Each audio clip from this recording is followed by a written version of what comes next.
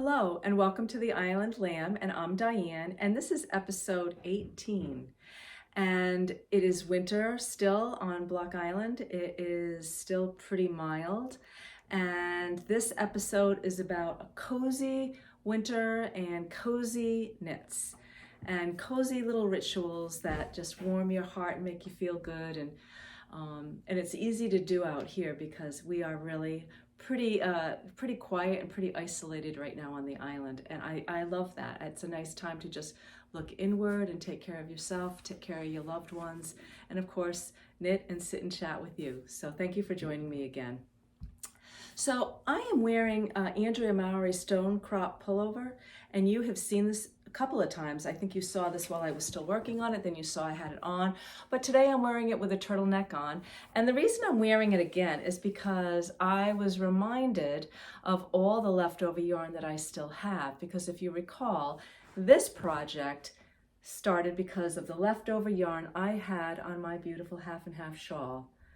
And I'm inserting some photos right now and showing you my favorite one, which is the jade and the celadon green, and a couple of different ways you can wear that. I wanted to focus on these half and half shawls again because I think when I did it in the very beginning, when I first started podcasting, I think I just did them kind of quick and kind of ran through it. I don't even know if I actually opened it up. I always have one hanging on the back of my chair.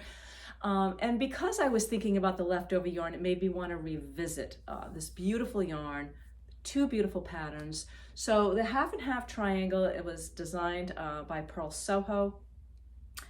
I believe it was a free pattern. They're very generous. And this is their yarn, which is called Linen Quill.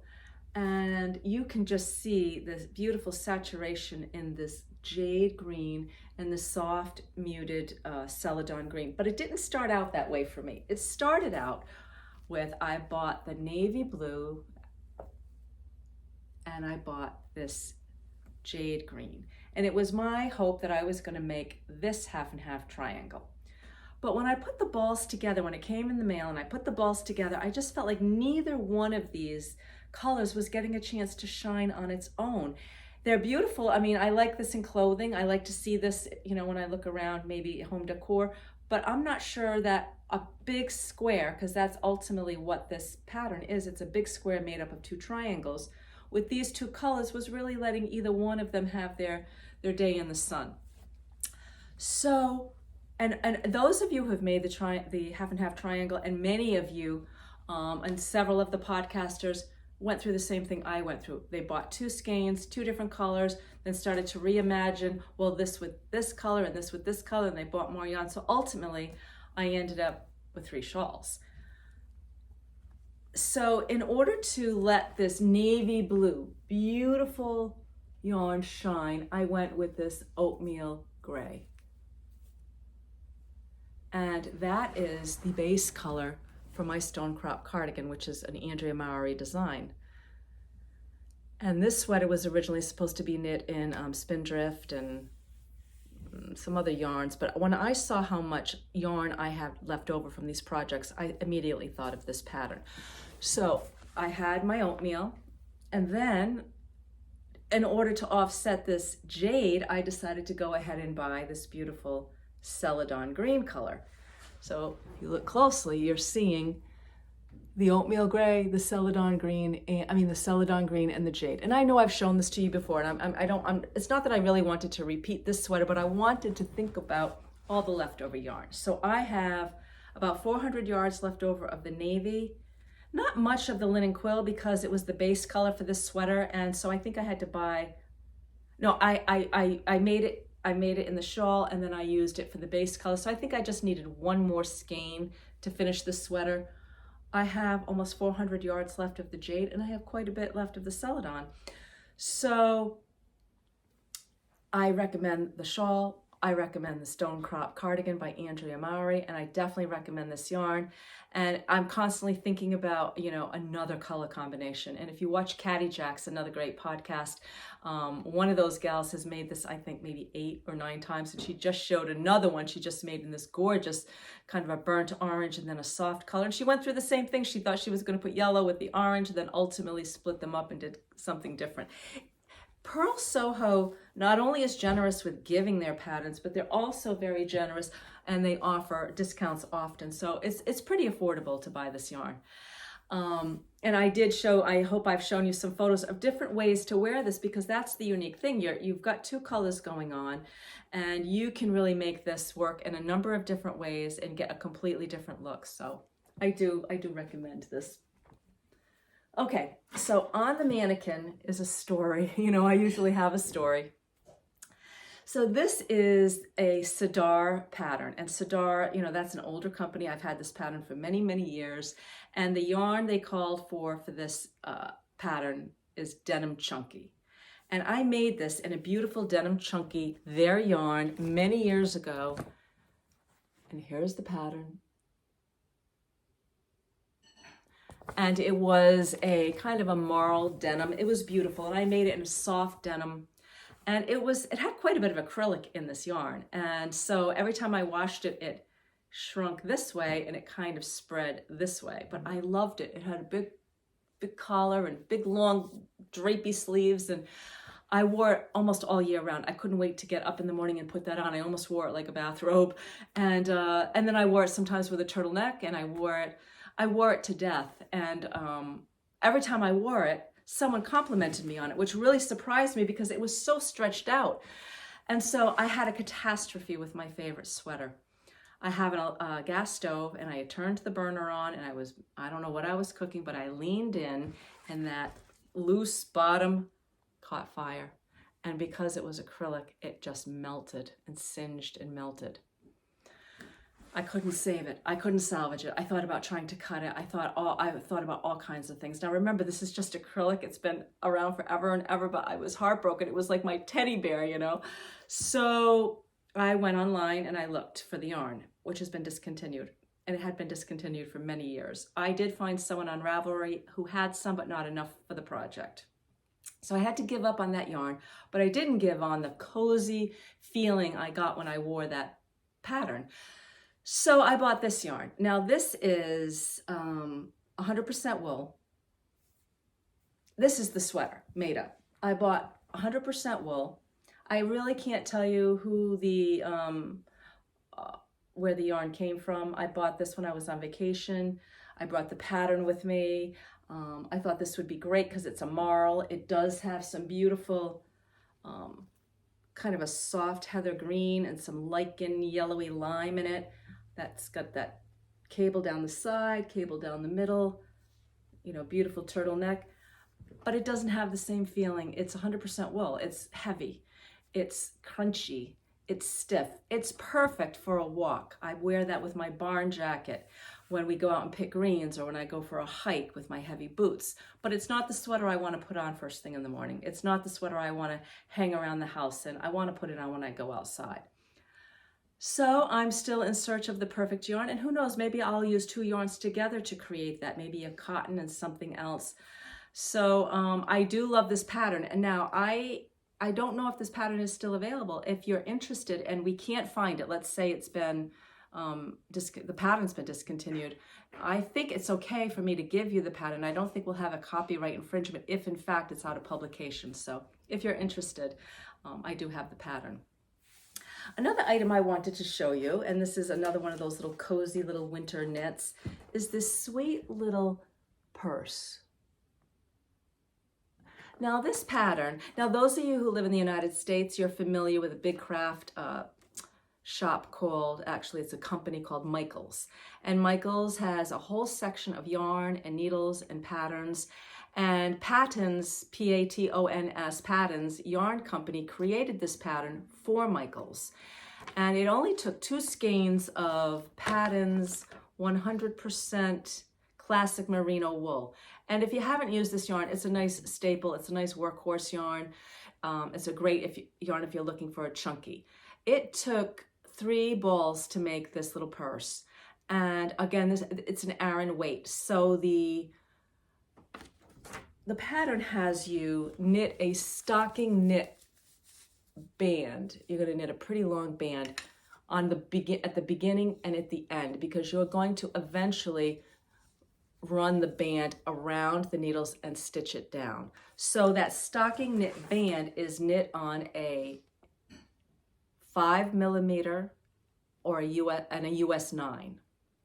5mm US 9. And then the cable part of the purse is knit on a 6.5mm US 10.5. You don't have to worry too much about gauge. You know, you're not going to be putting it on. It is knit in one long piece and then just folded over. And I think I got these little handles at Michael's as well. I lined it, and I want to show you this pretty fabric I had just hanging around the house. I think it was a remnant. Another company that we had in the United States, which has gone out of business, was called the Fabric Place. And I think I got this on the remnant table at the Fabric Place. Just beautiful. I mean, it looks so pretty inside out. You could even wear it that way probably.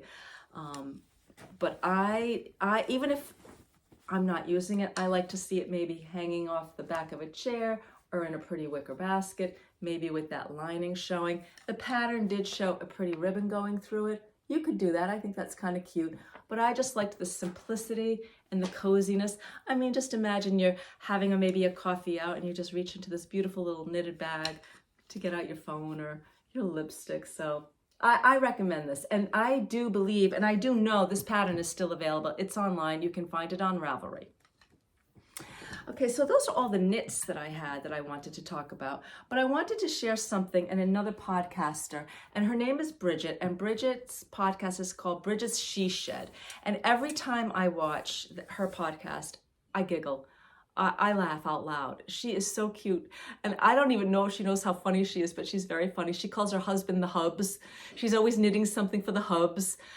They're football fans, so I mean, you know, she's just fun to watch. So when you see her, she's sitting in a chair like this, and she has her little studio behind her, her knitting books and some yarn, and she has this big glass jar behind her. And she didn't even talk about it in the episode, but I was like, ooh, that's a good idea. That's a great way to store some of those, you know, odds and ends, those extra balls. And so that's what I've done. And of course, in here is my leftover linen quill, Purl SoHo Linen Quill yarn from the sweater and the shawl. And this was the Rowan yarn that I did not end up using on my lazurite cardigan, but that could turn into something down the road. And so I've got all little bits and pieces. And what I like about this idea is I'm looking at it. I don't have to go digging. So I like to think about this time of year, this quiet, cozy winter time of year, is, do I want to learn something new? You know, I've been knitting for a long time, and I did learn from Deborah Newton, the knitwear designer who I've referenced in several of my videos. She's a local Rhode Islander, and I took one of her classes, and in one of her classes she talked about studying your craft, staying fresh, learn new techniques, take some time and study something. So for instance, I have never knit brioche. I think I did take a small class one time, and I didn't take to it, and it was many years ago. But I did buy Nancy Marchant's Knitting Fresh Brioche book, and I have been told, and I have heard by many of you, that this is the Bible if you want to learn brioche. So I have this on my mind. And you know, that jar that I showed you with all those little samples, or I mean leftover yarn, I can make some samples. I can make some swatches. Another book that I love so much, and I've had a lot of fun making swatches from, is the Japanese Knitting Stitch Bible. If you are interested in honing in on your craft and learning some new stitch patterns, I recommend this book. It's beautiful. It is glossy photos, beautiful patterns, unique, different than what we see every day. And then my tried and true, this is Melissa Leapman. This is the Knit Stitch, 300 different stitches.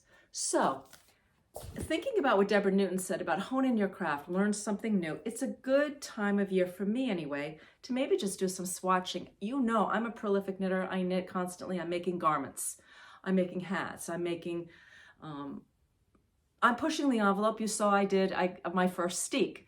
But just to sit down quietly and go through that jar and pick out some scrap yarn or some leftover yarn, pick up one of these stitch books and make some swatches and see what happens, see what we come up with. So look at this beautiful basket weave pattern. And I could just picture that as a cuff, maybe, on a sweater or on a jacket. From that Japanese stitch book, I made this swatch. And it's, you know, sometimes it's nice to not have an end game when we sit down to knit. I mean, I know a lot of us just like to knit for the meditative and the calming aspect of it. So here's a time when you can pick up your needles. Look at this, it's all textured. Pick up your needles, pick up one of these stitch books, let yourself have the freedom to just knit without thinking about, is this gonna fit? Who is this gonna go to? You didn't have to buy yarn for it, you had it in your stash. Now here's something fun. So I made this little swatch, and I was playing with edging. And I thought, well, wouldn't that be a cute detail to add to the sleeve of, you know, any pattern? So that can happen. You're just sitting there, you're knitting on this little swatch, and all of a sudden something begins to, you're creating something that you might use down the road. So I think that I like this time of year for so many reasons. One, it's a time to look inward. It's a time to study your craft, time to be kind of quiet. And the other thing that my husband and I, one of our winter rituals is to have tea time. And so somewhere between 3 and 4 o'clock, regardless of what we're doing, we come together and I make a nice pot of tea. And recently I bought a cast iron teapot. So this does not go on your stove. So I still boil my water in a kettle on my stove. And then this little teapot has a mesh strainer, and you put your loose teas in there and you pour your tea in. You're brewing, you're steeping your own tea, and we have our tea time. And that's been on my mind a little bit too, because I have a small herb garden. I don't have a big vegetable garden, but I have an herb garden, a raised bed where I plant some cherry tomatoes and some basil to make pesto, and I have parsley and little jalapeno peppers, and I have a rosemary, I have oregano. But I've been thinking about making my own teas for medicinal reasons, also, you know, for the pleasure, but also for medicinal reasons. And I recently bought some loose chamomile tea that comes from Egypt. I mean, I have a lot of research to do because I don't know if that's where chamomile is grown. And I also bought some lemongrass, and I became acquainted with lemongrass one year on a trip to the Virgin Islands, and they drink it sweet, but I loved that flavor of lemongrass. So I bought some loose lemongrass, and I bought some local honey, which is also good for us. They say we should be eating the honey from our area where the bees are eating to help us with allergies or to prevent viruses. So I like that combination of honey and tea, and if I could start growing some of my own herbs or flowers and creating my own teas or tinctures. So again, I hope that you are enjoying this time of year and you have something cozy to knit on, a great book to read. You give yourself maybe a little downtime and have some tea or a hot cup of coffee, and think about your craft or your hobbies, and maybe zero in on learning a new technique and keep our brains going during this, dark, quiet time. So thank you for joining me, and happy knitting, and I will see you in a few weeks.